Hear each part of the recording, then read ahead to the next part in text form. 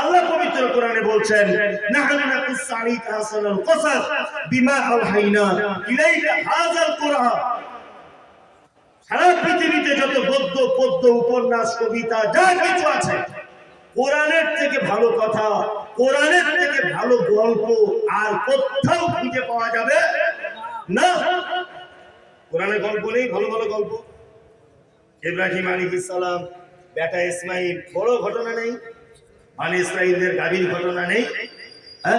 ওই বাগানওয়ালার ঘটনা নেই? রাতের বেলা সব ঝড় তুফান দিয়ে আল্লাহ তাআলা পুড়িয়ে দিয়েছিলেন, ঘটনা নেই? মারিয়াম আলাইহিস সালামের ঘটনা নেই? ঈসা আলাইহিস সালাম কেমন করে এসেছিলেন, ঘটনা নেই? গাদা গাদা ঘটনা পবিত্র আল কোরআনে, অলৌকিক ঘটনা রয়েছে। আল্লাহর ওলিদের কথা যদি বলতে হয়, হযরত আবু বকরের কথা বলবো, উমরের কথা বলবো, উসমানের কথা বলবো, আমাদের এর থেকে শিক্ষা পাওয়া যাবে। দেখুন, আমি দুটো একটা অলৌকিক ঘটনা আপনাদের সামনে বলেছি, এগুলো তো বলা যেতে পারে। হযরত আবু হুরায়রার নাম শুনেছেন? খুব দামি লোক ছিলেন। সব থেকে বেশি হাদিস বর্ণনা করেছেন পুরুষদের ভিতরে কে? আবু হুরায়রা। অথচ আল্লাহ রাসূলের সঙ্গে পেয়েছিলেন কত বছর? 3 বছর, মাত্র 3 বছর আল্লাহ রাসূলের সঙ্গে ছিলেন। সব থেকে বেশি হাদিস বর্ণনা করেছেন কে? আবু হুরায়রা। আবু হুরায়রা বলছেন, আমি যখন ঈমান নিয়ে এসেছি, আমার মাঝে মধ্যে এত খিদা লাগতো যে পেটের সাথে পেট দিয়ে বসে থাকতাম। হঠাৎ করে একদিন আল্লাহ রাসূল যে মেম্বারে খুতবা দিতেন, ঠিক ওই মেহরাবের পাশে আমি বসে আছি, পেটের সাথে পেট লাগিয়ে, আর বসে থাকতে পারলাম। খুব চমৎকার ঘটনা, আপনার ঈমান বাড়বে। আর এই শিক্ষা আছে অনেক এই ঘটনাটায়। তা আমি মনে মনে ভাবলাম, এখানে বসে থাকলে তার খাওয়া দাওয়া হবে না। আল্লাহ রাসূলের সাহাবীরা যে রাস্তা দিয়ে যাতায়াত করে, একটু ওই রাস্তার দিকে যায়। নবীর সাহাবী বলে কথা, হযরত আবু হুরায়রা ডাইরেক্ট কারো কাছে চাইতে পারছেন না। একটা কৌশল করছে যে কিভাবে বলবো যে আমি ক্ষুধার্ত। রাস্তায় বসে আছেন মন মরা করে। আসছেন কে? না, আসছেন হযরত আবু বকর সিদ্দিক রাদিয়াল্লাহু তাআলা। তা ডাইরেক্ট তো বলতে পারছেন না যে আমায় খেতে দেন। তা হযরত আবু হুরায়রা বলছেন, আল্লাহ রাসূলের সাহাবী আবু বকর, কোরআনের এই আয়াতটা সম্পর্কে আপনি জানেন? হযরত আবু বকর আয়াতটা বলে দিলেন, চট জলদি চলে গেলেন। আবু হুরায়রা ভাবছেন যে আমার দিকে একটু দেখবেন, ক্ষুধার্ত 2-3 দিন যদি একটা মানুষ থাকে, চোখ মুখ দেখে বোঝা যাবে না? আমাকে দেখে উনি অনুভব করবেন যে আমি ক্ষুধার্ত আছি, কিছু আমাকে দেবেন। কিন্তু আবু বকর ব্যাপারটা গুরুত্ব না দিয়ে চলে গেলেন। মনটা খুব খারাপ। কার? আবু হুরায়রা। এইবারে আবু হুরায়রা দেখছেন যে আরেকজন আসছেন, কে? ওমর রাদিয়াল্লাহু তাআলা। হযরত ওমর। হযরত ওমর কে বলছেন, ভাই ওমর, কোরআনের এই আয়াতটার ব্যাপারে একটু বলবেন। আবু হুরায়রা এটা বোঝাতে চাইছেন যে ওমর আমার দিকে ফিরবে, আর আমি ক্ষুধা অবস্থায় আছি, আমার শরীরের অবস্থা দেখে বুঝতে পারবে, কিছু হয়তো দিবে। হযরত ওমরও চলে গেলেন। আবু হুরায়রা খুব চিন্তায় পড়ে গেল, তাহলে এবার আর কি হবে? খাওয়া তাহলে আর হলো না। এইবারে ওই রাস্তা দিয়ে আসছিলেন কে? মুহাম্মদুর রাসূলুল্লাহ সাল্লাল্লাহু আলাইহি ওয়াসাল্লাম। আল্লাহ রাসূল এসে আবু হুরায়রার দিকে তাকিয়ে মুচকে হেসে দিলেন। মানে আল্লাহ রাসূল বুঝতে পেরে গেছেন যে কেন এই জায়গাটা আছে, কেন। আল্লাহ রাসূল হেসে দিয়ে বলছেন, আবু হুরায়রা চলো আমার পিছন পিছন। আবু হুরায়রা বলছেন যে আল্লাহ রাসূল হাঁটছেন, আমি আল্লাহ রাসূলের অনুসরণ করছি পিছনে পিছনে। যাচ্ছে আল্লাহ রাসূলের বাড়িতে। আল্লাহ রাসূল বাড়িতে ঢোকার অনুমতি চাইলেন, অনুমতি এসেছে। আল্লাহ রাসূল বাড়িতে ঢুকলেন, আমার ব্যাপারে অনুমতি নিলেন, আমাকে ঢোকালেন। তারপরে আল্লাহ রাসূল বলছেন, আবু হুরায়রা তোমার আজকে তকদির খুব ভালো। বলছে কি? বলছে বাড়িতে পিয়ালাতে একটু দুধ আছে। তা আল্লাহ রাসূল স্ত্রীদেরকে জিজ্ঞাসা করছেন, দুধ কোথা থেকে এসেছে? তখন স্ত্রীদের ভিতরে কে একজন বলছেন যে একজন মহিলা আপনার জন্য হাদিয়া পাঠিয়েছে।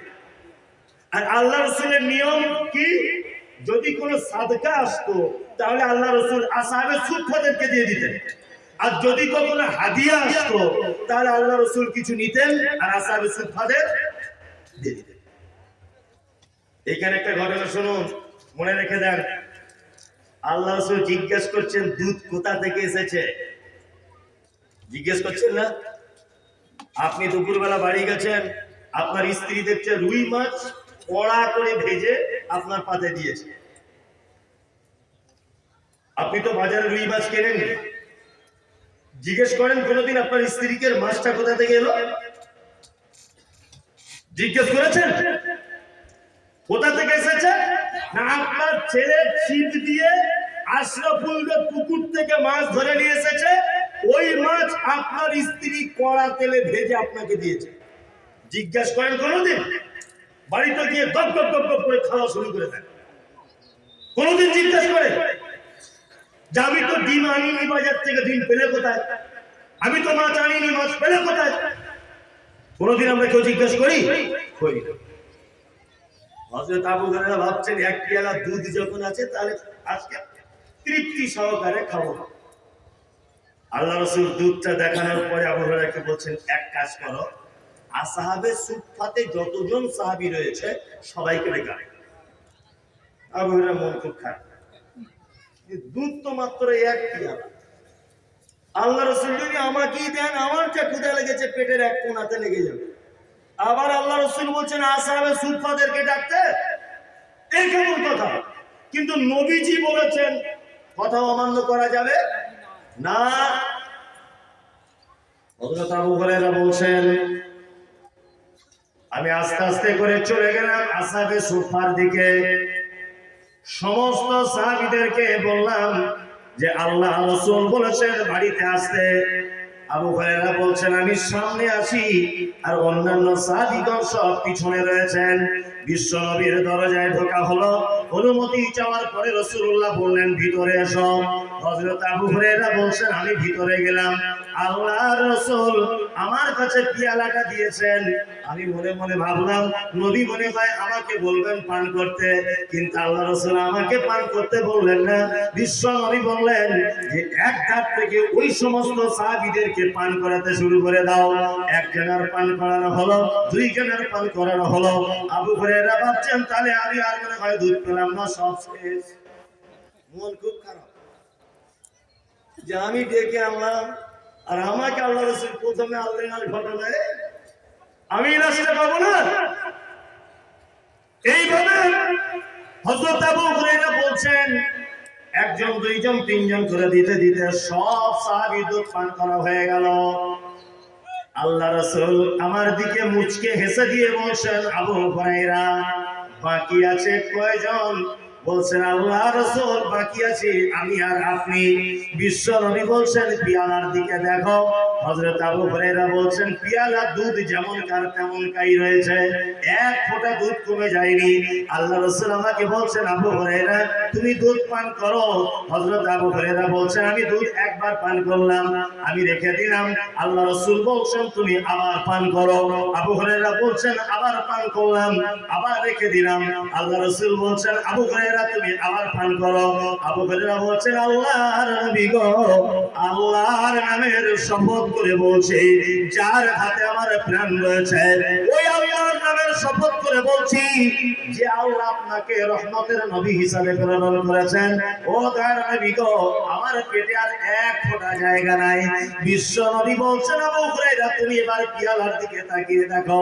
হযরত আবু হুরায়রা বলছেন এতগুলো সাহাবী দুধ পান করলেন, আমিও দুধ পান করলাম, কিন্তু লাস্টে আমি তাকিয়ে দেখছি যেমনকার দুধ তেমনই রয়ে গেছে, এক ফোঁটা দুধ কমে যায় না, এক ফোঁটা কমে না। আরে আল্লাহর ওলিদের অলৌকিক ঘটনা যদি বলতে হয় আমরা হাদিস থেকে বলবো, আমরা গাঁজাখড়ি গল্প কেন মানুষের সামনে বলবো? এটা হাদিস আছে তো স্যার, সহিহ হাদিস, বুখারীর হাদিস। এটা এক পিয়ালা দুধে অসংখ্য সাহাবী সবার পেট পরিপূর্ণ হয়ে গেল। ঘটনা যদি বলতে হয়, অলৌকিক কিছু শোনাতে হয়, তাহলে আমরা আল্লাহর ওলি আবু বকর, ওমর, উসমান, আব্দুর রহমান ইবনে আউফ, আবু হুরায়রা, হযরত জাবির ইবনে আব্দুল্লাহ, এই সমস্ত বিখ্যাত সাহাবীদের ইতিহাস থেকে আমরা গল্প শুনবো। বক্তব্য রাখতেছে বলছে আমার বাপের নাম অমুক, তার বাপের নাম অমুক, তার বাপের নাম অমুক, তার বাপের নাম অমুক, তার বাপের নাম আবু বকর সিদ্দিক। পাছার চামড়া লাল করে দিতে হবে। বিয়া কোথায় গেলে? তোর বাপের নাম তোর দাদুর নাম শুনে আমার লাভ। বক্তব্য দিতে আসছে শুধু বড় হুজুর কি করেছে, মেজ হুজুর কি করেছে। আরে সব যদি তোমার বড় হুজুরে চলবে, সব যদি তোমার ফুরফুরাতে চলবে, সব যদি তোমার অমুক মাজারে হুজুরে চলবে, তো হযরত মুহাম্মদ সাল্লাল্লাহু আলাইহি ওয়াসাল্লামকে কি করতে পাঠানো হয়েছিল? বদমাইশি জায়গা বল না। দুটি মাত্র জিনিস দিয়ে ইসলামের মাপকাঠি, এক পবিত্র কোরআন, দুই হাদিস। এই দেখুন আর একটা চমৎকার ঘটনা আপনাদেরকে বলি, খুব ভালো লাগে।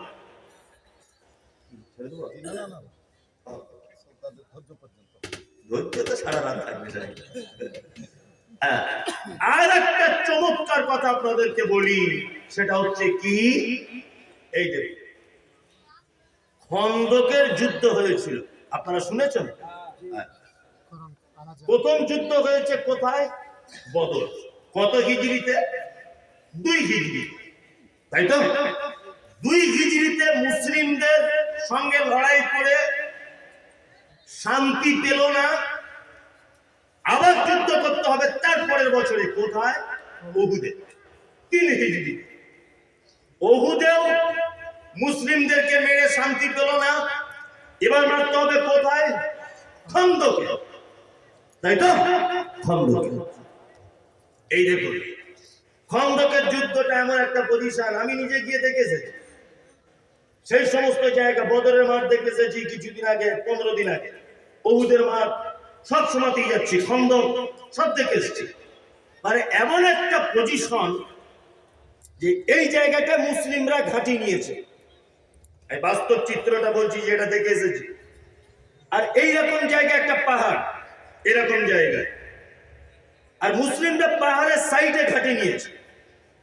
আল্লাহ রাসূল সাল্লাল্লাহু আলাইহি ওয়াসাল্লাম বলছে আমরা তো সংখ্যায় কম, ওরা মনে হয় আমাদেরকে এবারে আর বাঁচাবে না, পুরো শেষ করে দিল।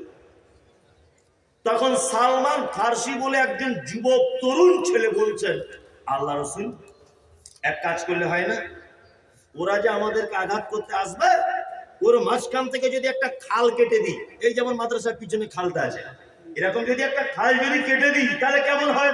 বলছে খাল কেটে দিলে কাজ কি? কাজ কি? বলছে শত্রু পক্ষরা যখন আমাদেরকে মারতে আসবে, তখন ওই খালে নেমে উঠে তবে তো আমাদেরকে মারতে হবে। এই দেখুন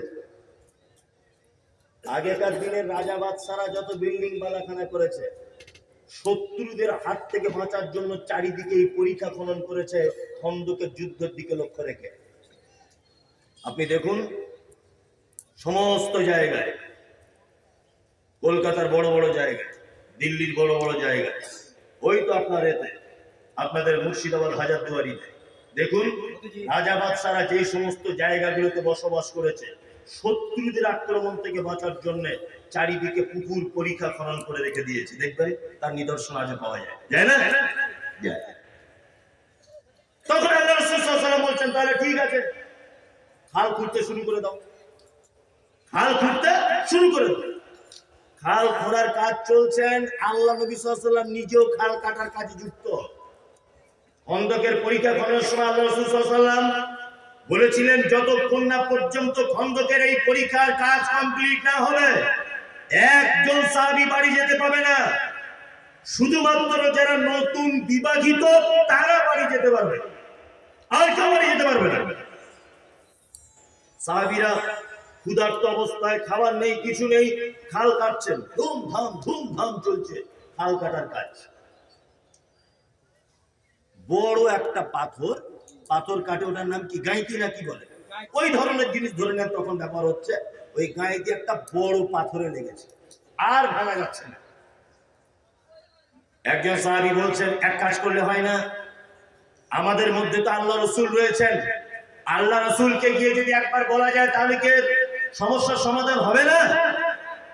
যে তা তো ভালো কথা, আল্লাহ রাসূলের কাছে যাওয়া হোক। আল্লাহ রাসূলের কাছে যাওয়া হলো, আল্লাহ রাসূলকে বললেন, আল্লাহ রাসূল আমাদের পরীক্ষা খনন করতে করতে এত বড় একটা পাথর আটকিয়ে গেছে যে আমরা ভাঙতে পারছি না। আল্লাহ রাসূল এলেন, আল্লাহ রাসূল এসে গাঁইতিটা হাতে নিয়ে এরকম ভাবে মারলেন, হযরতে জাবের বলছেন যে আমি দেখতে পেলাম যে পাথরটা ধুলার মতো টুকরো টুকরো হয়ে চলে গেল, এমন ধুলা হলো যে চোখের স্পর্শে দেখা যায়। হযরতে জাবের বলছেন আল্লাহ রাসূল যখন হাত উঁচু করেছেন, আমি আল্লাহ রাসূলের পেটের দিকে তাকিয়ে দেখছি নবীজির পেটে পাথর রাখা হয়েছে। আল্লাহ রাসূলের কাছে হযরতে জাবের গিয়ে বলছেন, আল্লাহ রাসূল, এর আগে কোনোদিন আমি এই দৃশ্য দেখিনি, আপনি পেটে পাথর বেঁধে কেন রেখেছেন? আল্লাহ রাসূল বলছেন, জাবের, মানে খিদাটা এমন চরম পর্যায়ে পৌঁছে গেছে যে আমি পাথরটা রেখেছি এই কারণে যাতে একটু ভারী অনুভব হয়। হযরতে জাবের বলছেন, আল্লাহ রাসূল, আমি আপনার কাছে একটা জিনিসের অনুমতি চাইছি, যদি দেন খুব ভালো হয়। কি? আল্লাহ রাসূল, আমি একটু বাড়ি যাব। আল্লাহ রাসূল বলছেন, যাও, জাবের বাড়ি যাও। হযরতে জাবের বাড়ি চলে গেলেন, স্ত্রীকে ডেকে বললেন, প্রাণপ্রিয়া, যে দৃশ্য আমি নিজে চোখে আজকে দেখেছি আর কোনোদিন এরকম দৃশ্য দেখিনি। আল্লাহর নবী সাল্লাল্লাহু আলাইহি ওয়াসাল্লামের পেটে পাথর বাঁধা, আমি এই দৃশ্য দেখেছি। বাড়িতে কিছু আছে? তাড়াতাড়ি করে বলো। জাবের স্ত্রী বলছেন, একটা বকরির বাচ্চা আছে, ছোট্ট। আচ্ছা, বকরির বাচ্চার গোশত কতটা হতে পারে? 2 কেজি, 4 কেজি, 5 কেজি, তাই না? জি। হযরত জাবের বলছেন, আমি বকরি জবাই করে দিলাম, আর স্ত্রীকে বললাম তুমি তাড়াতাড়ি করে রুটি বানাও। হযরত জাবেরের স্ত্রী বলছেন, তাহলে আমি রুটি বানাই, তরকারি রান্না করি, তুমি তাড়াতাড়ি করে চলে যাও। আল্লাহ রাসূলকে গিয়ে ডেকে আনো, আর রাসূলের সঙ্গে 2-5 জন সাহাবীদেরকেও ডেকে আনো, 2-4 জন। হযরত জাবের গেলেন, আল্লাহ রাসূলকে ডেকে বলছেন, আল্লাহ রাসূল, বাড়িতে সামান্য একটু খাবারের আয়োজন করেছি, আপনি চলুন, সাথে আর 2-4 জন সাহাবীকে নিয়ে তাই চলুন। এই কথা যখনই বলেছেন আল্লাহ রাসূল, এই জাবের, তখন আল্লাহ রাসূল একেবারে এলান করে দিয়ে বলছেন, এই খন্দকের পরীক্ষা খননকারী সাহাবীরা সব রেডি হও, জাবেরের বাড়িতে দাওয়াত। জাবের তো মাথা খারাপ। ঘটনা কি? একটা বকরির বাচ্চার গোশত আর অল্প আটার রুটি, আমি আল্লাহ রাসূলকে দাওয়াত করেছি, আর আল্লাহ রাসূল এতজন সাহাবীকে দাওয়াত করে দিলেন। জাবের বাড়ি আসছেন, আল্লাহ রাসূল সাল্লাল্লাহু আলাইহি ওয়াসাল্লাম জাবেরকে ডাকলেন, এই জাবের, শোনো, তোমার স্ত্রীকে বলবে আমি যতক্ষণ পর্যন্ত না যাব ততক্ষণ যেন গোশতের হাঁড়িটা উনুনের উপরে থাকে, আর তাওয়াতে যেটা রুটি করবে ওটা যেন ওইভাবেই থাকে, আমি যাওয়া পর্যন্ত। চলুন। চলে গেলেন হযরতে জাবের বাড়িতে। শুনছেন ঘটনা? তুমি বললে আমাকে যে আল্লাহর নবীকে দাওয়াত করতে 2-4 জন সাহাবীকে, ঘটনা তো উল্টা। টেনশনে মাথা খারাপ। কি টেনশন? বলছে আল্লাহ রাসূল সমস্ত সাহাবীকে দাওয়াত দিয়েছেন। সাহাবী কতজন ছিলেন? 1000। কত? 1000। জাবেরের টেনশন দেখে তখন স্ত্রী বলছেন, আপনি এত টেনশন করছেন কেন? আচ্ছা, আপনি দাওয়াত দিয়েছেন কাকে? বলছে আমি দাওয়াত দিয়েছি আল্লাহ রাসূলকে। তো বলছে আপনি আল্লাহ রাসূলের টেনশন করুন, আর সাহাবীদের দাওয়াত দিয়েছে কে? বলছে সাহাবীদের দাওয়াত দিয়েছে আল্লাহ রাসূল। বলছে তা আল্লাহ রাসূল বুঝবেন। কেমন বুদ্ধিমতী নারী! ওই জন্য বলেছি বিয়ে করার আগে বুদ্ধিমতী মেয়েদেরকে বিয়ে করবেন। কি বলা বুঝলেন না? চামড়া পরিষ্কার টকটক টকটক করছে, অথচ গুণে কিছু নেই, ওকে বিয়ে করতে যাবেন, খুব বিপদ। কাজী নজরুল একটা কথা বলেছে, ওই জন্য, দেখিতে পলাশ ফুল অতি মনোহর, গন্ধ বিনে সবে তারে করে অনাদর, যে ফুলের সৌরভ নেই কিসের সে ফুল, কদাচ তাহার মনে মজে না বুলবুল। পলাশ ফুল দেখতে পান ঘাটে ঘাটে, হ্যাঁ, ঘাসের ভিতরে হয়, কোনোদিন বাজারে বিক্রি হয় না, দেখতে খুব সুন্দর, ওর গুণ নেই, ওর ঘ্রাণ নেই। অথচ গোলাপ ফুল দেখুন কাঁটায় ভর্তি। ভ্যালেন্টাইন্স না কি বলছে, ভ্যালেন্টাইন্স ডে না কি বলছে, কি বলে না, ওটা আমি জানি, বলবো না। ওই দিন শুধু একটা গোলাপ যদি আপনার হাতে তুলে দিবে 500 টাকা, একবার ধরে আই লাভ ইউ বলে দিবে 500 টাকা। কি বললাম বুঝলেন না? 500 একটা গোলাপ। কারণ কি? ও দেখতেও যত সুন্দর, ওর ঘ্রাণও তত সুন্দর, দেখতেও খুব ভালো, ঘ্রাণও ভালো। আর আমরা দাম দিয়েছি কাকে? সাদা যে সে ভালো, তাই না? হ্যাঁ, বলছে মেয়েটা কেমন, বলছে সাদা হাঁসের ডিমের মতো, বলছে এক চান্সে পছন্দ। কি বলা মেয়ে না? তবে একটা কথা মাথায় রাখবেন, যার গুণ বেশি তার দাম বেশি। সিলভার কাপ মাছ বুঝেন তো? সিলভার কাপ সাদা না কালো? সাদা। কত কেজি? 100-120। কুটুম এলে কেউ কেনে না, বাড়ির জন্য কেনে। কুটুমকে দিয়ে কুটুম উঠে যাবে, তাই না? সিলভার কাপ সাদা চকচক করে 120 টাকা কেজি। আর দেশি মাগুর, দেশি মাগুর 200 টাকা। মাছ কিনেছে কোনোদিন? 1000 টাকা। দেখতে সাদা না কালো? কালো। ওর দাম এত বেশি কেন বলেন তো? ডাক্তার বলেছে ওর ফোটায় ফোটায় রক্ত, তাই না? তার মানে যার গুণ যত বেশি তার দাম তত বেশি। মাথায় রাখবেন। মেয়েটা কালো হোক, দাঁতটা হালকা একটু উঁচু হোক, চোখটা হালকা একটু টেরা হোক, বুনিয়াদি ঘরের মেয়ে, গুণ খুব ভালো, ওকে স্ত্রী করুন, ওকে বৌমা করুন, আপনার অসুখী সংসার সুখীতে পরিণত হবে। আর সাদা চকচক চকচক করছে, অথচ তার গায়ে মাছি বসার সুযোগ নাই। মানে আপনি কথা বললেই যেমন ধানের খই হয়, টকটক টকটক ফুটছে। জীবনে কোনোদিন আপনার সংসারে বরকত এনে দিতে পারে না। তা হযরতে জাবের বলছেন, দেখুন এদিকে বেরোন। বলার পরে হযরতে জাবের স্ত্রী বলছেন, আর আল্লাহ রাসূল বুঝবেন। হযরতে জাবের বলছেন, আমি আর আমার স্ত্রী বাড়িতে অপেক্ষা করছি, আর আল্লাহ রাসূল 1000 সাহাবীকে নিয়ে এলেন। আমাকে দেখে বলছেন, জাবের বাড়িতে ঢোকার অনুমতি দাও। হযরতে জাবের বলছেন, আমি বাড়িতে ঢোকার অনুমতি দিলাম। আল্লাহ রাসূল আমাকে বলছেন, জাবের 10 জন করে সাহাবীকে নিয়ে তুমি বাড়িতে ঢোকো। আর আল্লাহ রাসূল নিজে খাদ্যটা পরিবেশন করছেন, গোশত দিচ্ছেন, রুটি দিচ্ছেন, 10 জন করে সাহাবীদের খাওয়া শেষ হচ্ছে। এইভাবে করে 1000 সাহাবীর খাওয়া শেষ হয়ে গেল। হযরতে জাবের বলছেন, আমি দেখলাম যেমনকার রুটি, যেমনকার তরকারি তেমন রয়েছে। বিশ্বনবী বললেন, জাবের তুমি নিজে খাও, তোমার পরিবারকে খাওয়াও। হযরতে জাবের বলছেন, আমি খেলাম, আমার পরিবারকে খাওয়ালাম। বিশ্বনবী বলছেন, আর আছে নাকি? জাবের বলছেন, আল্লাহ রাসূল যেমনকার খাবার তেমন রয়েছে। আল্লাহ রাসূল বললেন, তোমার প্রতিবেশীদের ভিতরে দাও। হযরতে জাবের বলছেন, আমি প্রতিবেশীদের ভিতরে বিলি বন্টন করতে লাগলাম। প্রতিবেশীদের দেওয়া হয়ে গেল। আল্লাহ রাসূল বলছেন, আরো কি আছে নাকি? জাবের বলছেন, আল্লাহ রাসূল এখন অনেক খাবার রয়েছে। হযরতে জাবের বলছেন, আমি মনে মনে ভাবলাম, এই খাবারটা যদি গোটা মদিনা শহরের মধ্যে যদি বিলি বন্টন করে দেওয়া হতো, তবুও মনে হয় খাবার শেষ হতো না। তার মানে অলৌকিক ঘটনা যদি বলতে হয়, আমরা নবীর সাহাবীদের কাছ থেকে শুনবো, আল্লাহর নবীর কাছ থেকে শুনবো। আমরা পৃথিবীর কোন ভণ্ড, পৃথিবীর কোন দালাল, পৃথিবীর কোন নামকরা আল্লাহর ওলিদের কাছ থেকে আমরা এরকম ঘটনা শুনতে রাজি নয়। শুনতে রাজি আছি? একদম গাদা গাদা হাদিস রয়েছে, কত ঘটনা। এইবার আপনাদেরকে একটা কথা বলি, এই দুটি ঘটনা যেটা বললাম, এটা রাসূল সাল্লাল্লাহু আলাইহি ওয়াসাল্লামের জন্য মুজিজা। তাই বলে এখন আপনি মাস্টারি করতে যান, একটা বক্তৃতা সারা বাউগুল মাদ্রাসা দাওয়াত করে দিয়ে বিপদে পড়ে যাবেন। কি বলা হবে? আল্লাহ বরকত দিলে সেটা ভিন্ন ব্যাপার, তাই না? এখন মাদ্রাসার বাউগুলের হেড মাওলানা যদি মনে করে যে 4000 জলসায় লোক হবে আর 15 কেজি চাল রান্না করবে, হবে? মাদ্রাসার ইট পর্যন্ত খুলে নিয়ে পালাবে। দেখলাম তো গেটে শুধু এরকম এরকম চলছে, আরে কলিজা কানা করে দিলে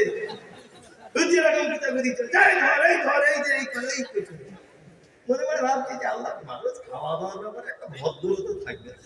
যদিও আমি বলছি এর মাঝখান থেকেও আনন্দ আছে, আমি আপনাদের খারাপ বলছি না। আমি বর্তমান প্রেক্ষাপটটা বললাম, তার মানে ওটা নবীজির জন্য ছিল আল্লাহর পক্ষ থেকে এক মুজিজা, তাই না? তাহলে আনুগত্য করতে হবে কার? আল্লাহ এবং তার রাসূলের।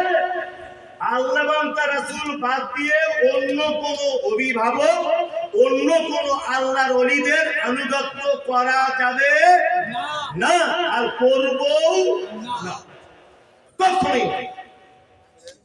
এইবারে দেখুন আপনাদেরকে খেতে বাকি থাকলে খেয়ে নিন। আসসালামু আলাইকুম। দুটো ছেলেকে খুঁজে পাওয়া যাচ্ছে না। মুশতাক বাড়ি গঙ্গাপ্রসাদ, জাহির বাড়ি জাগরপাড়া। মুশতাক বাড়ি গঙ্গাপ্রসাদ, জাহির বাড়ি জাগরপাড়া। যদি কারোর সামনে থাকে বা যদি আওয়াজ পাচ্ছ তাহলে স্টেজে এসে সাক্ষাৎ করো। আর খাওয়া দাওয়া বেশিক্ষণ চলবে না, যারা খাবো মনে করছেন এখন গিয়ে খেয়ে নিতে পারেন। খাওয়া দাওয়ার সময়কাল আর বেশিক্ষণ থাকবে না। চলো,